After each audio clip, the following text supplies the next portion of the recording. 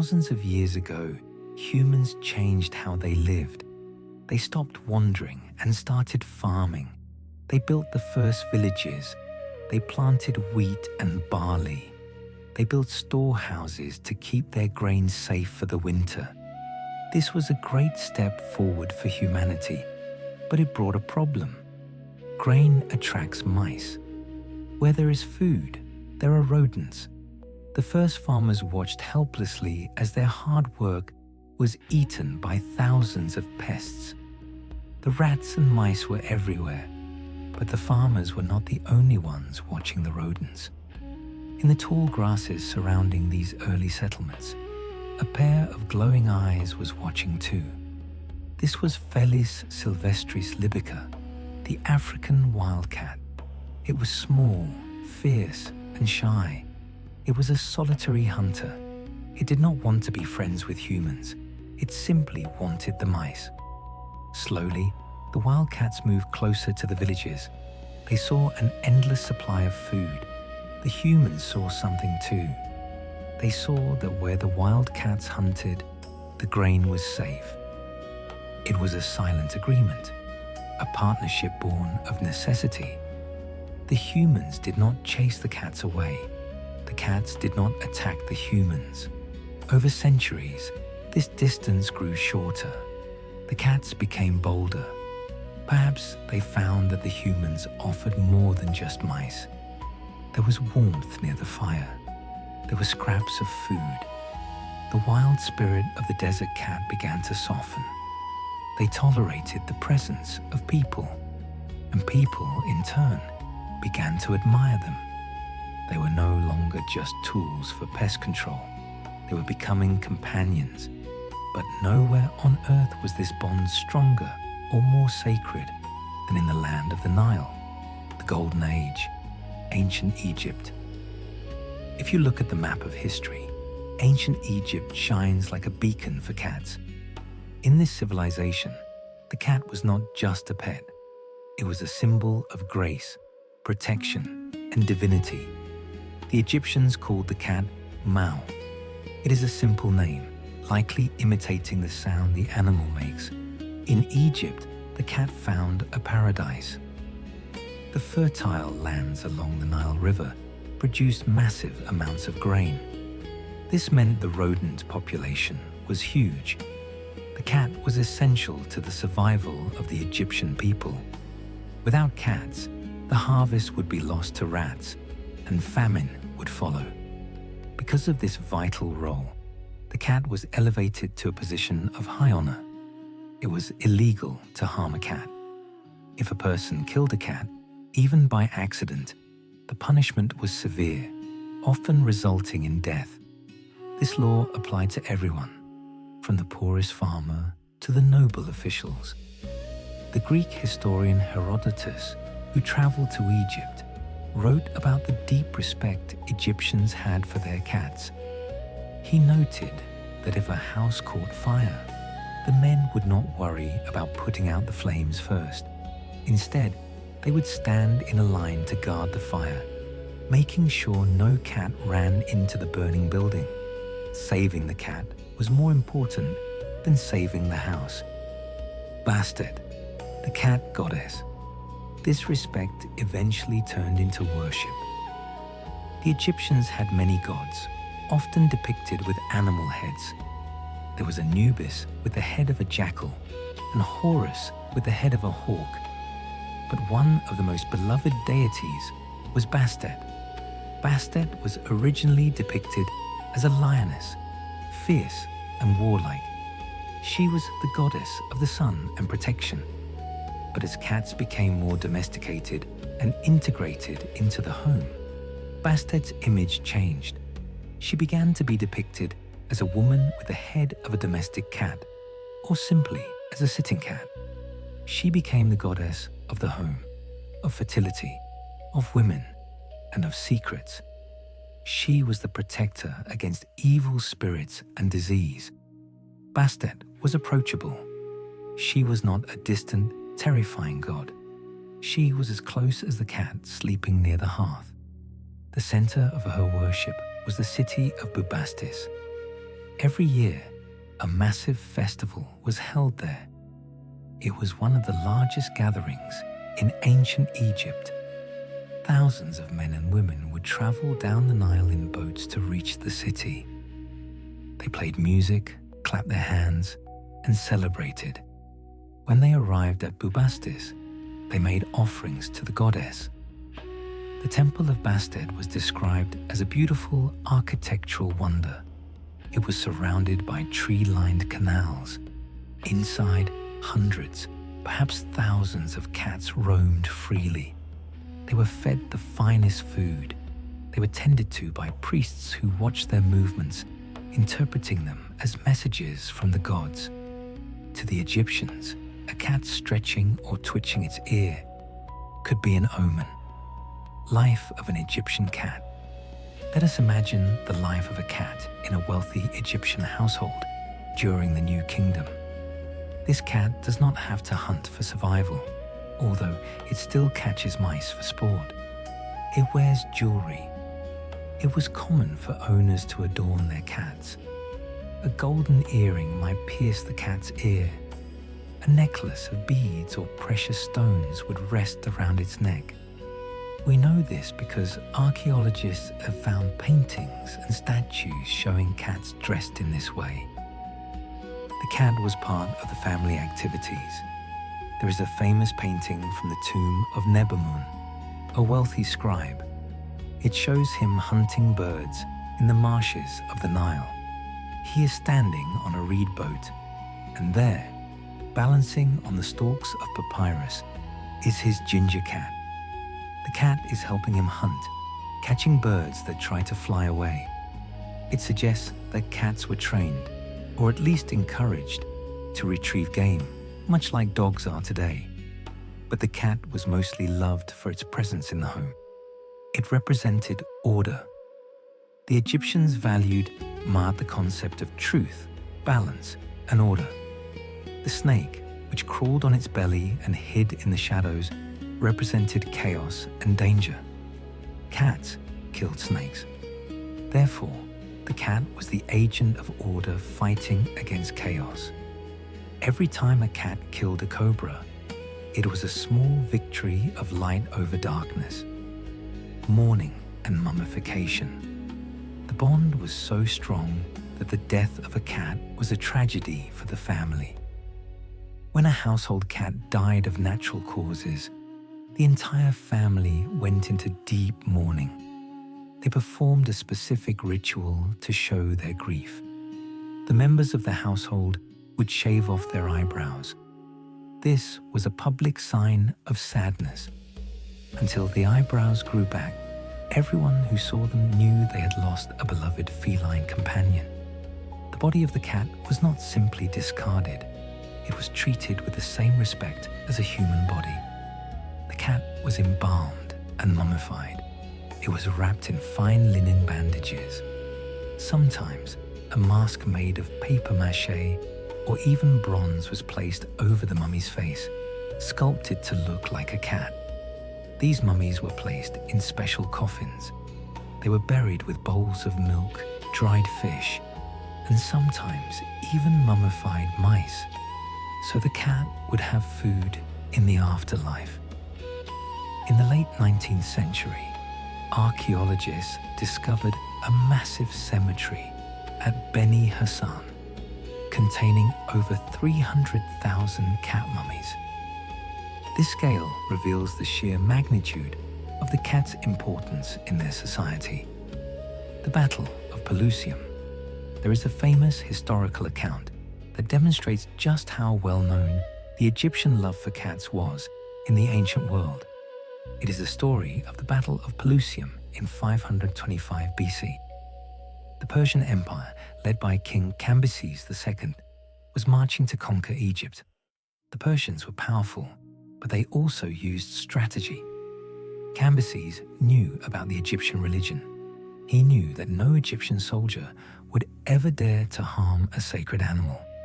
According to the legend, Cambyses ordered his soldiers to paint the image of Bastet the cat, goddess, on their shields. Furthermore, some accounts say that the Persian army marched into battle holding live cats and other sacred animals in their arms, or drove them in front of the front lines. The Egyptian archers froze. They could not shoot their arrows. If they missed and hit a cat, they would damn their souls and face execution by their own laws. They were paralyzed by their own devotion. The Persians won the battle easily, and Egypt fell under Persian rule. The Egyptians lost their country, but they refused to betray their beliefs. The secret export. For centuries, Egypt tried to keep its cats to itself. It was strictly forbidden to take a cat out of Egypt. The government had agents who monitored the ports and borders. If anyone was caught trying to smuggle a cat out, they faced severe punishment. However, the world was becoming connected. Phoenician traders, the great sailors of the ancient world, came to Egyptian ports. They saw these amazing animals. They saw how clean the Egyptian granaries were, free of rats. The traders wanted cats for their own ships. Rats on a ship were a disaster. They ate the crew's food and gnawed through ropes and wood. And so, despite the laws, cats began to leave Egypt. Perhaps a trader bribed a guard.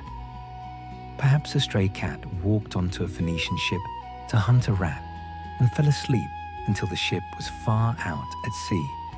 Slowly, the domestic cat began to spread across the Mediterranean. Greece and Rome, the slow acceptance. When cats first arrived in Greece, they were viewed as oddities. The Greeks already had an animal for pest control. They used weasels and ferrets. Ferrets were effective, but they were also smelly, somewhat wild, and not very affectionate. The Greeks looked at the Egyptian cat. It was cleaner. It did not smell. It was quiet. And when it was done working, it wanted to sit on your lap. It was a superior animal in every way. However, the Greeks were not as religious about cats as the Egyptians. For them, the cat was a practical luxury. It appeared on coins and vases, often depicted playing with a bird or a ball of wool. By the time the Roman Empire rose to power, the cat was becoming established in Europe. The Romans were pragmatic people. They did not worship the cat as a god, but they respected it as a symbol of liberty. A cat cannot be easily controlled. It comes and goes as it pleases. To the Romans, this independence was admirable. The Roman goddess of liberty, Libertas, was sometimes depicted with a cat at her feet. The cat represented the free spirit that could not be chained. As the Roman legions marched across Europe, conquering lands from sunny Spain to the rainy forests of Britain, they brought their cats with them. The cats traveled in the supply wagons. Their job was to protect the army's grain supplies. When the Roman soldiers established forts and towns, the cats stayed. They settled in the new lands. They mated with the local wildcats of Europe. And so, the domestic cat arrived in the forests of the north. The climate was colder here than in Egypt. The cats developed thicker coats. They became hardier, but their nature remained the same. They were the silent watchers, the guardians of the grain, and the quiet companions by the fire. The dark clouds gather. For a long time, the cat lived in harmony with the people of Europe. In the early Middle Ages, they were valued. Monasteries often kept cats to protect ancient manuscripts from mice. A monk in Ireland once wrote a poem about his cat, Pangorban. He wrote about how he hunted for words while his cat hunted for mice, and how they both were happy in their tasks. It was a peaceful coexistence. But history is like the tide. It comes in and goes out. The the golden age of the cat was ending. As Europe moved deeper into the Middle Ages, the atmosphere began to change. Superstition was arising. The old pagan religions were being stamped out, and anything associated with the old ways was viewed with suspicion. The cat, with its glowing eyes, its nocturnal habits, and its independence, began to be looked at differently. People started to wonder, why does the cat walk so silently? Why do its eyes shine in the dark? Who is it talking to when it wails at night? The time of the temples was over. The time of the trials was approaching. Part 2. Shadows, Monasteries, and the Eastern Sun. The medieval turn. The sun had set on the ancient world. The great temples of Egypt were slowly being covered by sand. The disciplined legions of Rome were no more. Europe entered a time of change, a time of shadows and flickering candlelight.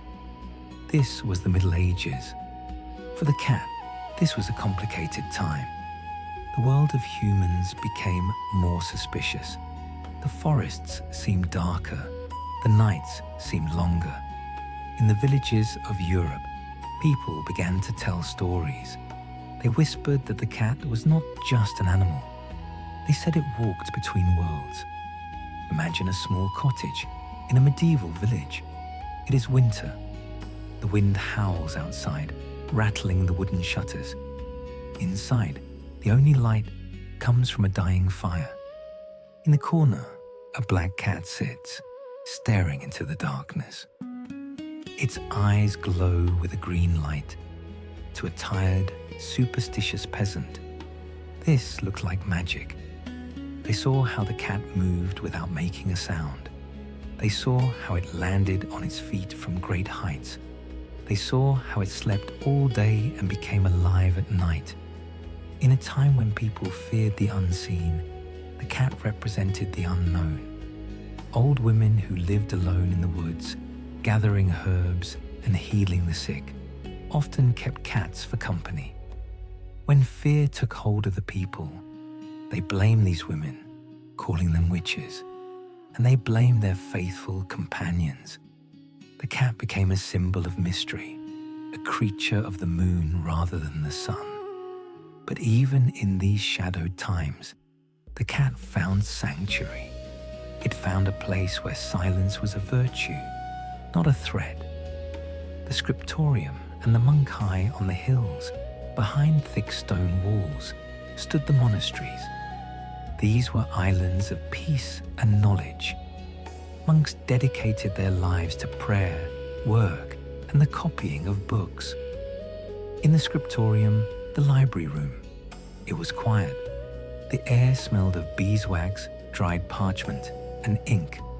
Here, monks spent countless hours bending over desks, copying the Bible and ancient texts by hand. A single book could take a year to finish. These books were precious treasures. But there was a danger. Mice and rats loved the taste of parchment. They loved the glue used to bind the books. A family of rats could destroy a year of work in a single night. And so, the monastery cat was welcomed. In these quiet halls, the cat was not a demon. It was a guardian of knowledge. The monks and the cats understood each other. Both valued quiet. Both followed a routine. There is a famous poem from the 9th century, written by an Irish monk. He writes about his white cat, Pangur Ban. Imagine the monk sitting at his wooden desk late at night. A single candle burns. Rain taps against the stone roof. He pauses his writing and looks at his cat. He writes, "I and Pangur Ban my cat. 'Tis a light task we are at. Hunting mice is his delight. Hunting words I sit all night." He describes how happy the cat is when it catches a mouse, and how happy he is when he understands a difficult problem. There is no fear here, only a shared solitude. Two living beings, working side by side in the peaceful silence of the library. keeping the darkness at bay. The Vikings and the northern forests. Far to the north, where the sea is cold and grey, another group of people held the cat in high regard. The Vikings. We often think of Vikings as rough warriors, but they were also farmers and explorers, and they loved cats. The cats of the north were different. They had to be. To survive the freezing Scandinavian winters, they developed thick, waterproof fur. They grew larger and stronger. These were the ancestors of the Norwegian forest cat. In Norse mythology, the cat was sacred to Freya, the goddess of love and beauty. It is said that her chariot was not pulled by horses, but by two giant blue-grey cats. For a Viking, seeing a cat was a blessing from Freya. When Viking brides married, they were often given a kitten as a wedding gift. It was a symbol of starting a new household. But the cat was also a sailor. The Vikings built incredible ships, long, sleek wooden vessels that could cross the open ocean. When they set sail to discover Iceland, Greenland, and even North America, they took their cats with them. Imagine the interior of a Viking longship at night. The waves are rough. The wood creaks rhythmically. The men are sleeping wrapped in furs and nestled among the barrels of food, keeping warm and keeping the supplies safe. Are the ship's cats? They were the silent crew members, traveling further than any cat had gone before. The golden light of the East. While Europe was wrapped in the mists of the Middle Ages, the Islamic world was entering a golden age. In cities like Baghdad, Damascus, and Cairo, science, astronomy, and art were flourishing. And here, the cat was treated with the tenderness of a child. In the Islamic tradition, the cat is considered ritually clean. Unlike dogs, which were often kept outside as guards, cats were allowed to enter homes and even mosques. There is a beautiful story about the Prophet Muhammad and his favorite cat, Muse. One afternoon, the story goes, the Prophet was preparing for prayer. He was wearing his prayer robe. He noticed that Muse was sleeping soundly on the sleeve of his robe. The cat was so peaceful, so comfortable. Rather than wake the animal, the Prophet took a pair of scissors and cut off the sleeve of his robe. He went to prayer with a ruined robe, leaving the cat to sleep undisturbed. This story set the tone for the entire culture. To be kind to a cat was a sign of a good heart. In the bustling streets of Damascus, there were hospitals for cats. Wealthy merchants would donate money to trusts specifically created to feed the street cats. Imagine walking through a medieval market in Cairo. The air is filled with the scent of spices, cinnamon, cardamom, and roasting meat. The sun is hot. In the shade of the stalls, cats are sleeping everywhere. No one kicks them. No one chases them. A merchant might pause to pour a little water into a bowl for a thirsty stray. There was a famous companion of the Prophet named Abu Huraira. His name literally translates to father of the kittens. He was given this name because he always carried a small kitten in his sleeve to keep it safe. While Europe was locking its doors against the witch's animal, the East was opening its doors, recognizing the cat as a clean, quiet, and comforting presence. The Great Plagues and the tragic mistake. Back in Europe, the wheel of history turned towards tragedy. In the 14th century, a great darkness fell, the Black Death. The plague swept across the continent. Cities fell silent. Streets were empty. It was a time of immense suffering, and in their panic, people looked for someone to blame. The old superstitions returned. They looked at the cats and dogs with suspicion. In many places, orders were given to remove cats from the cities. It was a tragic mistake. The people did not know that the plague was carried by fleas living on rats. By removing the cats, the natural predators, the rat population exploded. The disease spread faster. It is a sad chapter, but nature has a way of correcting itself.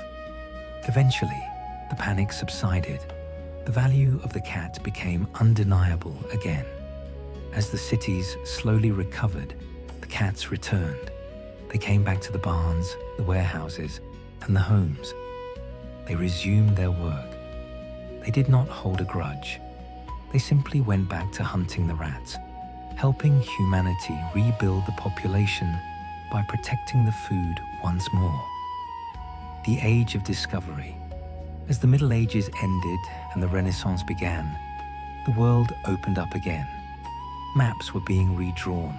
Ships were being built not just for coastal travel, but to cross the vast Atlantic and Pacific Oceans. The Age of Discovery was powered by wind, courage, and cats. No captain would dare leave the port without a ship's cat. Insurance companies in marine trade often required a cat on board. Otherwise, they would not insure the cargo.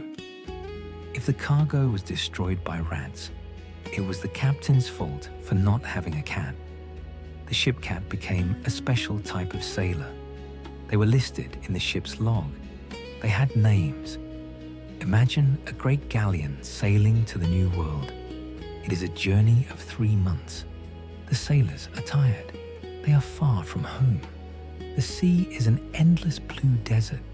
There is no fresh food, only hard biscuits and salted meat. The discipline is harsh. But in the evenings, on the deck, the ship's cat walks among the men.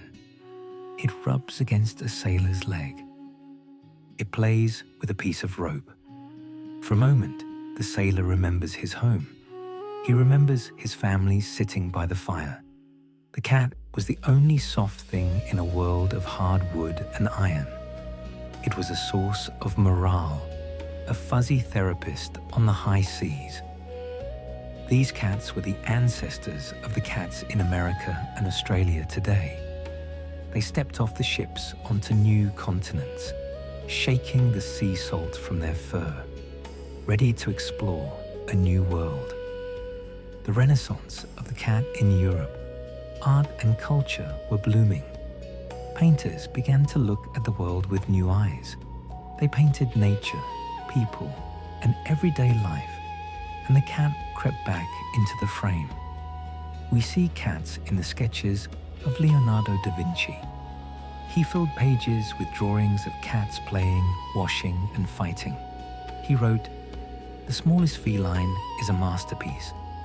He saw the engineering of their bodies, the perfect muscles, the flexible spine, the sharp claws. He didn't see a witch's familiar. He saw a biological miracle. In France, the great Cardinal Richelieu, one of the most powerful men in history, was known to have dozens of cats. He left money in his will to care for them after he died. The cat was moving from the barn back to the palace. The stigma was fading. The cat was regaining its dignity. It was no longer a god, and it was no longer a demon. It was becoming something else, something more personal. It was becoming a friend. As cities grew larger and the Industrial Revolution approached, the role of the cat was about to change again. The age of the farm was ending. The age of the city apartment was coming, and the cat, adaptable as always, was ready to change with it. Part 3. The parlour, the pen, and the trenches. The Victorian transformation. The 19th century brought the noise of steam engines and the smoke of factories. It was the industrial age. But inside the homes of England, something softer was happening. The cat was undergoing a transformation. It was no longer just a worker in the barn. It was becoming a member of the family in the parlor. For centuries, cats were seen mostly as practical animals. But in the Victorian era, people began to appreciate beauty for beauty's sake. And what is more beautiful than a cat? Queen Victoria herself played a role in this change. It was known that the Queen loved animals. When she adopted a pair of blue Persians, the entire country took notice. Suddenly, owning a fluffy, exotic cat was fashionable. The cat became a symbol of status and refined taste. Ladies in elegant dresses would sit in their drawing rooms, sipping tea, with a Persian or an Angora cat resting on a velvet cushion nearby. The cat suited the Victorian aesthetic perfectly. It was quiet, it was graceful, and it was decorative. But the real turning point came in 1871. The Crystal Palace Cat Show. Imagine a giant building made entirely of glass and iron, glittering in the London sun. This was the Crystal Palace. On a July day in 1871, hundreds of people gathered there for a strange new event, the world's first national cat show. The organizer was a man named Harrison Weir. He is often called the father of the cat fancy. Weir was an artist and a nature lover. He believed that cats were underappreciated. He wanted to show the world that the street cat was just as beautiful as the exotic breeds. He wrote, "I love the cat for its beauty, its delicacy, and its grace." Hundreds of cats were brought to the Crystal Palace. They were placed in cages on crimson cushions. There were prizes for the longest fur, the biggest eyes, and the most unusual colors. The show was a massive success. The organizers expected a few hundred visitors. Instead, thousands lined up. They pressed their faces against the glass to see the Siamese cats, which were being shown in England for the first time. People were amazed by their blue eyes and dark masks. They called them the Royal Cats of Siam. From that day on, the cat fancy was born. Clubs were formed. Breed standards were written. People began to breed cats not for catching mice, but for the shape of their ears or the pattern of their coats. The cat had officially entered the world of high society. The writer's Muse. While the ladies of London admired their prize-winning Persians, another group of people was forming a deep bond with the cat. The writers. There is a special connection between cats and writers. Perhaps it is because writing is a lonely, quiet profession. A dog may bark and demand a walk. A cat is content to sit on the desk, watching the pen move across the paper, purring softly. Mark Twain, the great American author, was a devoted cat lover. He once said, "If a man could be crossed with the cat, it would improve the man, but it would deteriorate the cat." Twain had many cats with unusual names, like Sour Mash and Blatherskite. He would often write in bed, with his cat sleeping on the pillows around him. For him, a house without a cat was not a home. It was just a building. In Key West, Florida, another giant of literature found comfort in cats. Ernest Hemingway. He was a man known for his adventures, his hunting, and his war stories. Yet, his softer side was revealed in his love for his cats. It started with a ship's captain who gave Hemingway a white six-toed kitten named Snow White. Sailors believed that six-toed cats, polydactyl cats, were good luck and had better balance on rough seas. Hemingway loved the kitten. Soon, his home was filled with them. They roamed his gardens and slept on his manuscripts. He admired their independence. He famously wrote, "A cat has absolute emotional honesty. Human beings, for one reason or another, may hide their feelings, but a cat does not. Today, if you visit the Hemingway house in Key West, you will still find dozens of six-toed cats roaming the grounds.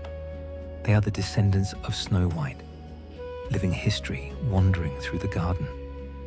In France, the poet Charles Baudelaire wrote beautiful verses about cats. He saw them as magical creatures, comparing their eyes to agate and metal. To the artists and thinkers of the 19th and early 20th centuries, the cat was a muse.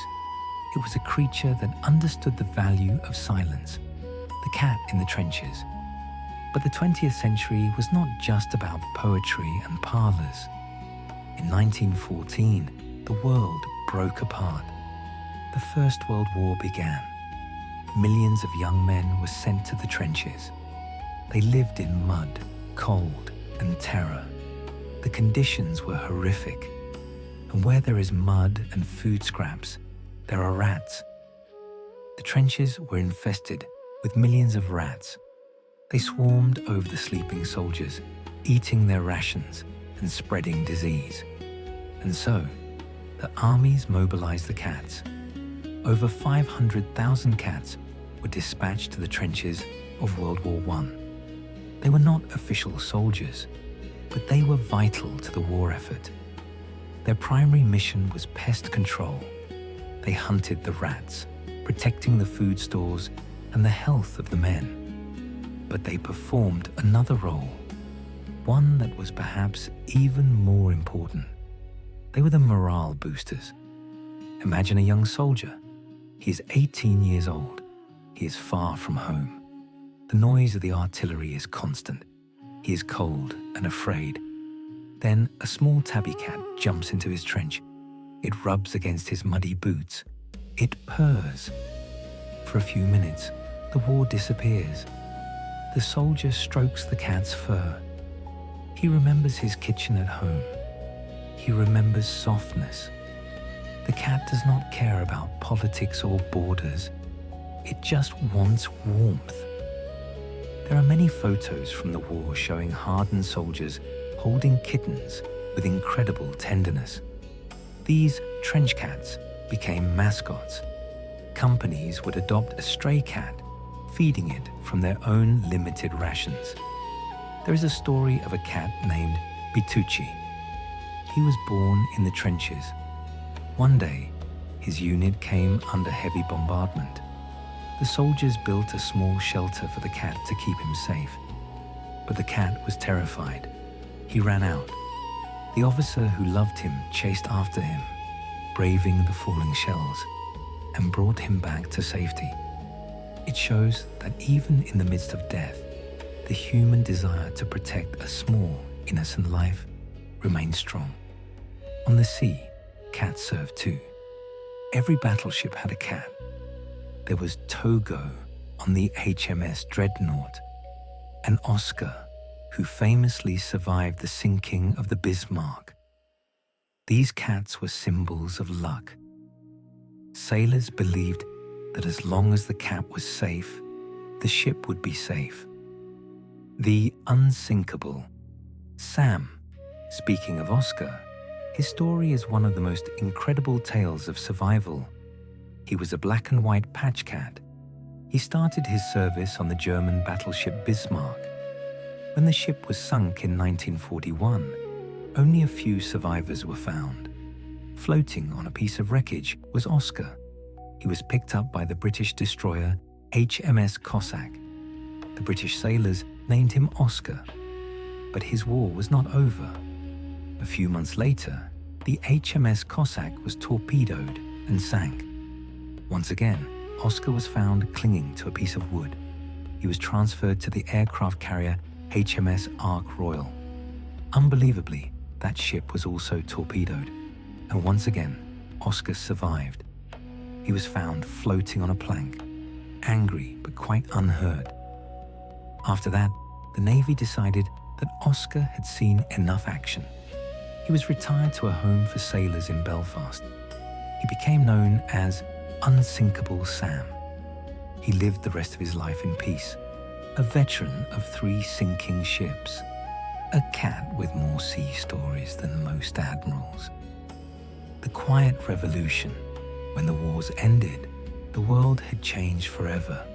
Cities were rebuilt, technology advanced, the horse was replaced by the car, the telegram was replaced by the telephone, but the cat remained. In fact, its position became stronger. As people moved into apartments in growing cities, large dogs became difficult to keep. A dog needed a yard. A dog needed to be walked. But a cat? A cat was perfect for the modern urban life. The invention of kitty litter in 1947 was a game changer. Before this, keeping a cat strictly indoors was messy. People used sand or ashes, which were dirty and didn't absorb the smell. But with the invention of absorbent clay litter, the cat could become a true indoor companion. It never had to leave the apartment. The cat moved from the barn to the garden, to the rug by the fire, and finally to the sofa and the bed. It had conquered the human home completely. The golden era of science. In the mid-20th century, science began to catch up with what cat lovers already knew. Researchers started to study the effect of cats on human health. They found that the frequency of a cat's purr between 25 and 150 hertz is the same frequency that promotes the healing of bones and tissues. It lowers blood pressure. It reduces stress. It turned out that the witches and the monks were right. The cat was a healer. Sitting with a cat, stroking its fur, was a form of meditation. In a high-speed, high-stress world, the cat became a living anchor to the present moment. The global citizen. By the late 20th century, the cat had become a global citizen. In Japan, the maneki neko, or beckoning cat figures, waved their paws in every shop window, inviting good luck. In Russia, the Hermitage Museum in St. Petersburg officially employed dozens of cats to guard the priceless art in the basement, a tradition dating back to Empress Elizabeth. In the United States, cats overtook dogs as the most popular pet. The shy, solitary hunter from the African desert had become the most successful companion animal on the planet. But one final frontier remained: the digital world. No one could have predicted that the cat, an ancient creature of silence, would become the ruler of the noisy internet. Part 4. The digital fireplace and the art of sleep. The cat in the machine. We have traveled a long way together, from the hot sands of the Egyptian desert to the stone floors of medieval monasteries, from the wooden decks of Viking ships to the muddy trenches of war. And now we arrive at the present day. The world has become faster. It is louder. It is filled with screens and signals, notifications and constant movement. It is a world that often forgets how to stop. But the cat has not forgotten. In this busy digital age, something remarkable happened. When the internet connected the world, we did not fill it only with business or politics. We filled it with cats. Millions of videos, billions of photos, a kitten playing with a string, a fat cat squeezing into a small box, a cat simply sleeping in a patch of sunlight. Why? Why do we watch them? Perhaps it is because, in a world of high speed, the cat is a symbol of slow living. When we watch a cat, even through a screen, we feel a phantom sense of peace. We see a creature that is never in a rush, a creature that is never worried about emails or deadlines. The cat on the screen becomes a digital fireplace. Just as our ancestors stared into the fire to relax, we stare at the cat. It connects us to nature. It reminds us that it is okay to just be. the masters of rest. If we look back at the entire history of the cat, we see one lesson repeated over and over again. The lesson is, rest is essential. A cat spends 2/3 of its life asleep. A 12-year-old cat has only been awake for 4 years. To a human, this might seem lazy, but the cat knows better. The cat does not sleep because it is bored. It sleeps to recharge. It sleeps to preserve energy. It treats sleep as a sacred activity. Observe a cat when it decides to rest. It does not just collapse. It prepares. It searches for the perfect spot. It tests the softness of the cushion with its paws, kneading the fabric in a rhythmic dance, left, right, left, right. This is an ancient memory, a movement from when they were kittens, nursing from their mothers.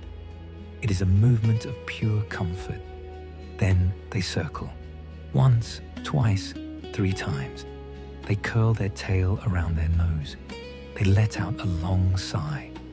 And then they shut the world out. They do not worry about what happened yesterday. They do not fear what will happen tomorrow.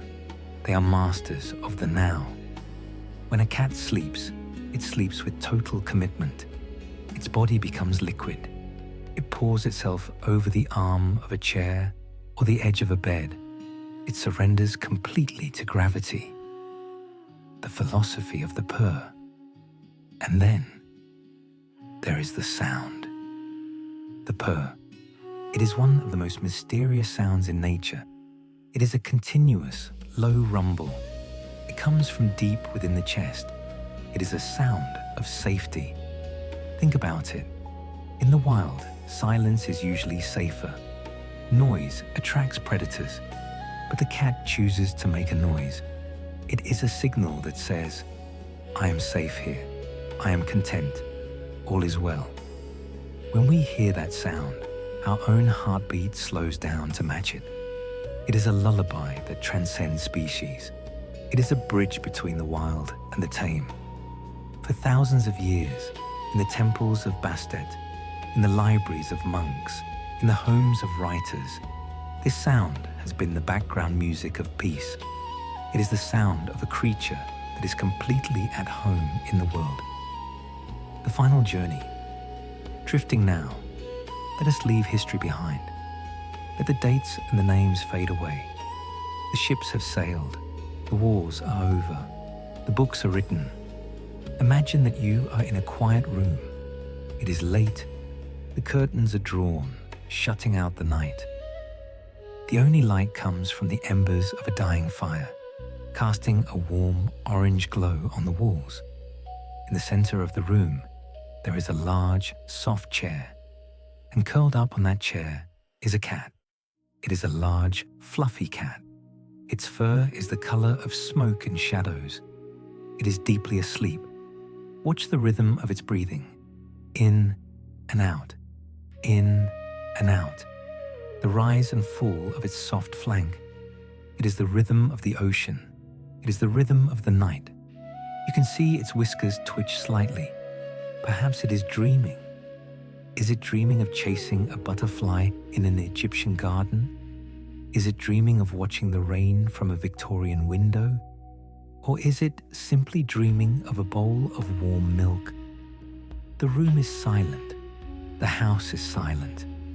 The world outside has slowed down. You feel a heaviness in your own eyelids. A comfortable, warm heaviness. The history of the cat is a history of survival, but it is also a history of comfort. They have walked beside us for 10,000 years to teach us this one thing, that it is safe to close your eyes, that it is safe to let go, that the grain is stored, the ship is in the harbor, and the night is yours. Deep sleep visualization. Imagine you are shrinking down, becoming small and light. You curl up beside the sleeping cat. You feel the incredible warmth radiating from its body. You smell the clean, comforting scent of soft fur. You hear the purr. It is a deep, vibrating hum that resonates in your own chest. Rum, rum, rum. It wraps around you like a heavy blanket. It pushes away any remaining thoughts. There's nothing to do. There's nowhere to go. There's only this warmth. There's only this quiet. The cat stretches a paw, covering its eyes, and sinks deeper into the cushion. You sink with it, deeper and deeper. The golden sands of the past are sleeping. The stone halls are sleeping. The great ships are sleeping. And now you are sleeping too. Good night, traveler. Good night, guardian. Good night.